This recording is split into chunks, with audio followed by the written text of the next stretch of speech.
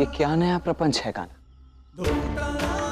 यदि सभी की स्मरण शक्ति से कालिया दमन का प्रकरण लुप्त कर दिया तो राधा को ही क्यों स्मरण रहने दिया?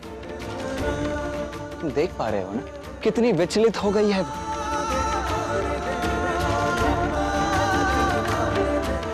चित्र बात है कान्हा, राधा की पीड़ा देखकर भी कान्हा मौन। हाँ दाऊ, राधा की पीड़ा देखकर भी कान्हा मौन है, क्योंकि राधा को इस पीड़ा का निदान स्वयं पाना होगा, अपने भय से लड़कर, अपने भय से मुक्ति पाकर। किंतु कान्हा, राधा को भयमुक्त कराने के प्रयत्न में तो तुम स्वयं राधा के मन में भय बनकर समा रहे हो। तो ठीक है ना, कोई बात नहीं था।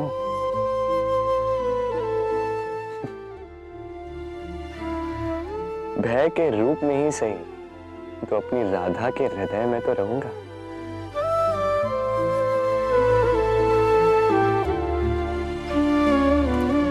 ठीक है, अब बातें मत बनाओ, ये कहो अब आगे क्या करोगे? बस कुछ क्षण रुकिए दाऊ, क्योंकि अब कह के नहीं,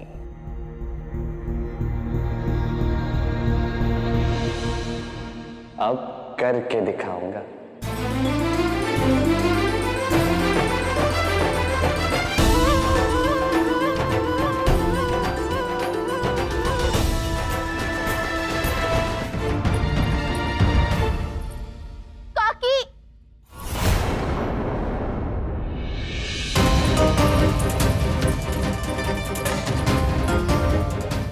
राधा, राधा, पुत्री क्या हुआ? सब कुशल तो है ना? तू रो क्यों रही है राधा? काकी, वो राधा, बोलो बेटा, क्या हुआ? राधा, क्या कान्हा ने फिर से तंग किया? तंग नहीं, दंग रह गई हूं मैं आज। लेकिन हुआ क्या है? बताती हूँ, किंतु क्या आप सब मेरी बात का विश्वास करेंगे? हाँ हाँ, क्यों नहीं, तुम हमारी बिटिया हो राधा। बोलो क्या हुआ? कृष्ण ने एक भयानक माया रची है। वो मायावी है। आपको पता है उसने क्या किया?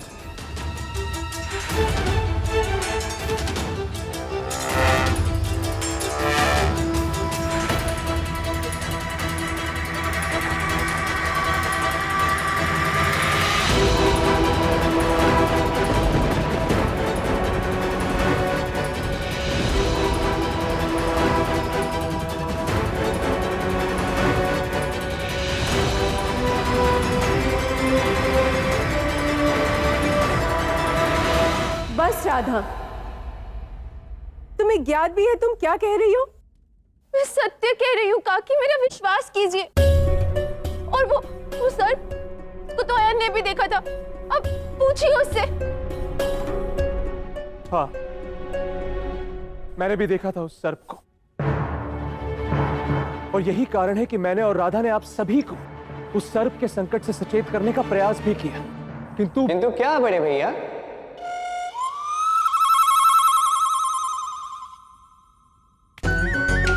क्या हुआ? ये ऐसे आप लोगों के चेहरे उतरे हुए क्यों हैं? और आप ऐसे संदेह की दृष्टि से मुझे क्यों देखे जा रहे हो? फिर से नाटक? मैंने स्वयं अपनी इन आंखों से तुम्हारी वो मायावी शक्तियों को देखा है। मायावी? और आज सबको बता भी दिया, ये भी कि किस तरह तुम उस विशालकाय सर्प के फन पर नृत्य कर रहे थे। क्या? मैं क्या विशालकाय सर्प के नृत्य कर रहा था? ये क्या अलग बातें किए जा रही हो तुम? देखिए ना, मुझे क्या नृत्य करने के लिए कोई और स्थान नहीं मिला क्या?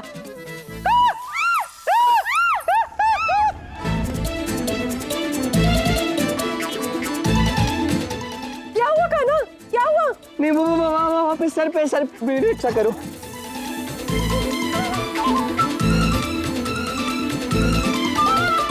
अरे मेरे भोले काना, भयभीत क्यों होते हो? ये कोई सर्प थोड़ी ना है, ये तो सर्प का छोटा सा बच्चा है। देखो कितना छोटा सा। अच्छा ठीक है, चाहे छोटा हो चाहे बड़ा हो, है तो सर्प ही ना। और आप तो जानते हो मुझे सर्प क्या, सर्प की परछाई से भी भय लगता है। हाँ वो तो है, भय लगता है। तुम्हारी ये अभिनय प्रतिभा किसी काम नहीं आएगी। बंद भी करो अब ये सब। अब इसे छोड़ दो, वो सर्प चला गया। काकी, कृष्ण ना बात पलट रहा है। मेरी बात का विश्वास कीजिए, मैं सत्य कह रही हूँ। अरे तुम ऐसा क्यों कह रही हो राधा? अब तो मैंने क्षमा भी मांग ली ना, फिर इतना क्रोध क्यों? क्रोध त्याग दो ना। क्षमा, क्रोध? हाँ मैया, मैंने कल ऐसे ही उपहास में इसे थोड़ा सा डराया था, और ये है कि क्रोधित हो गई, क्षमा भी नहीं कर रही। और अब तो मुझ पर लांछन लगा रही है कि मैं मायावी हूं। देखिए ना।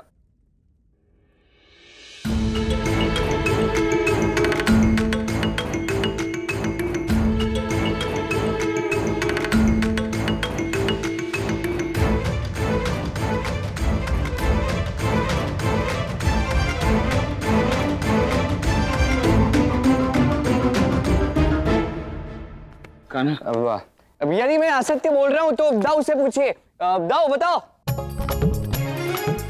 बताओ बताओ, अरे बताओ। हाँ मैया वो हाँ ऐसा ही हुआ था, पर हुआ ऐसा ही वो जब ये एक और झूठ, फिर से झूठ। काकी, आप इन दोनों के व्यर्थ के प्रपंचों में मत पड़िए। केवल मेरी बात का विश्वास कीजिए, मैं सत्य कह रही हूँ। अब आरंभ से आरंभ करेंगे। मैं प्रश्न पूछूंगा और तुम उत्तर दोगी, ठीक है? ठीक है। कल दिवाली थी। हाँ थी। दिवाली के अवसर पर हमने भोजन का आयोजन किया था। आयोजन पर महर्षि दुर्वासा आए थे। हाँ आए थे। मैंने उन्हें स्वयं भोजन खिलाया था। हाँ खिला। भोजन तो मैंने बनाया था। यहाँ का सारा अनाज दूषित हो गया था। और अनाज दूषित किसने किया था? अयन ने।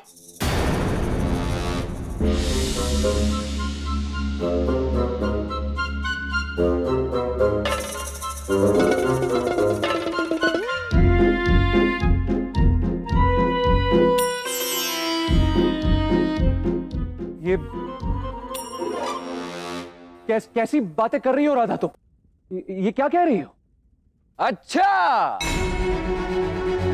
तो तुमने किया था ये अनाज दूषित? हाँ? नहीं नहीं, ऐसा कुछ भी नहीं। ये तो राधा ऐसे ही न जाने क्या कही जा रही है। ये क्या कह रही हो तुम राधा? मैया आप मेरे साथ आइए, मुझे आपसे कुछ बात करनी है। बाबा आप भी आइए, काकी आप भी।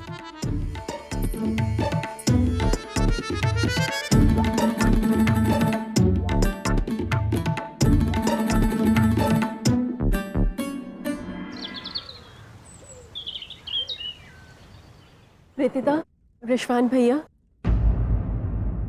राधा हमारे लिए पुत्री समान है, इसलिए हमारी किसी भी बात को आप अन्यथा ना लीजिएगा। किंतु हमें लगता है कि उसके ऊपर किसी भूत प्रेत का प्रभाव हो गया है, अर्थात कोई काली छाया उसके ऊपर पड़ गई है, इसीलिए वो इस तरह की।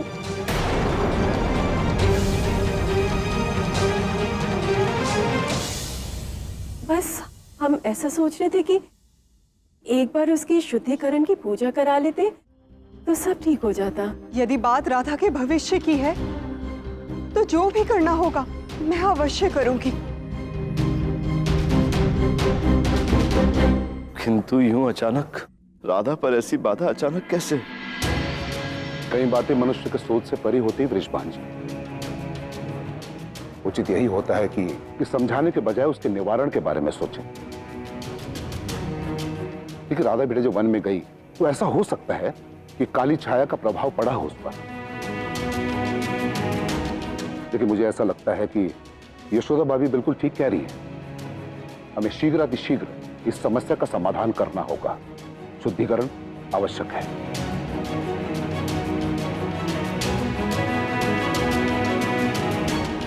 यदि ऐसी बात है तो फिर आप तुरंत ही पूजा का प्रबंध कीजिए।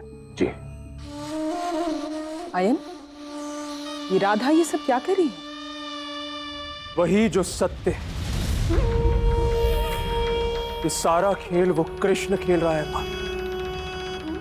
राधा ने तो पहले ही मुझे उस कृष्ण के मायावी होने की बात बता दी और उस वन में भी मेरे मूर्छित होने से पूर्व मैंने उस कृष्ण को मारने के अनेक प्रयास किए, किंतु हर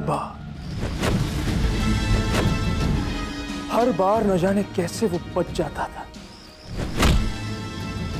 मैं उसे छू तक नहीं पा रहा था। और उस सर्प को तो तुम और मैं, हम दोनों ने देखा है मां, किंतु जब मैं पानी में गया तो वहां वो सर्प था ही नहीं। राधा कह रही थी कि कृष्ण ने उस विकराल सर्प के सिर पर नृत्य किया और ये बात मुझे विचार करने के लिए बाध्य कर रही है कि सत्य क्या है। क्या वास्तव में वो कृष्ण मायावी है या ये राधा का भ्रम है? एक साधारण सा ग्वाला, उसके पास इतनी सारी शक्तियां, ऐसा कैसे हो सकता है? और यदि वो इतना ही बड़ा मायावी है तो फिर इस नंद और यशोदा के घर पर क्या कर रहा है? यही भूल तो हम कर रहे हैं मां। उस कृष्ण को एक साधारण सा ग्वाला समझने की भूल, किंतु अब हम उस कृष्ण को एक असाधारण शक्ति की भांति देखेंगे और छिपकर ये पता लगाएं कि उस कृष्ण की वास्तविकता क्या है।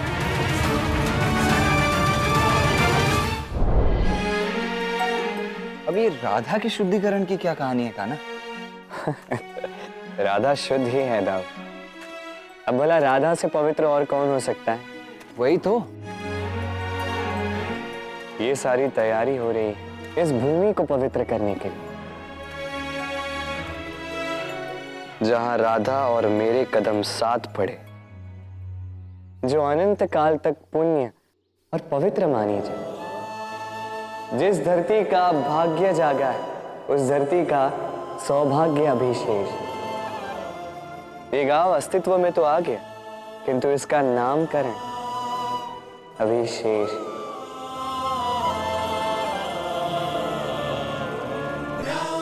और ये सब करने के लिए राधा से बेहतर और कौन हो सकता है दाऊ?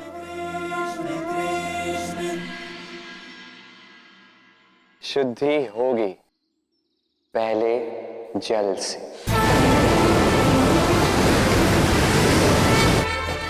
फिर शुद्धि होगी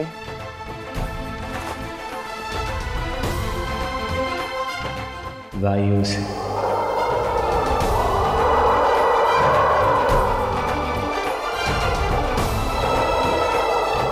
फिर अग्नि से,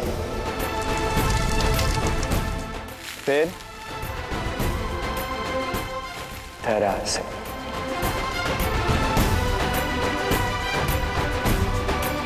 फिर आकाश से,